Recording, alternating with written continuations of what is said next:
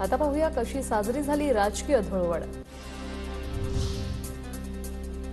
मुख्यमंत्री एकनाथ शिंदेंनी ठाण्यातील टेंभी नाका येथे धुलीवंदनाचा आनंद लुटला। आनंद मठात धुळवड निमित्त अनोखं आणि उत्साहाचं वातावरण होतं।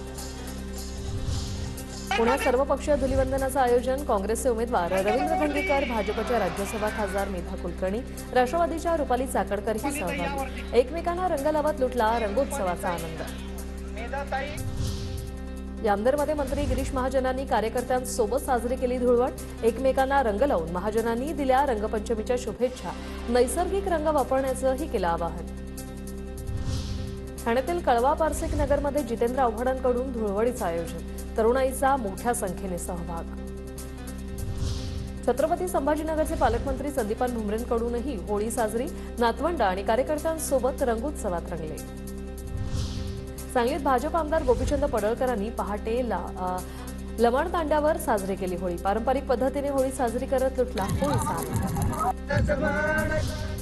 माजी मंत्री दत्तात्रय भरणे आणि भाजप आमदार भीमराव तापकीरांचंही धुलीवंदन। तळजाई टेकडीवर मॉर्निंग वॉकला आल्यावर खेळला रंग।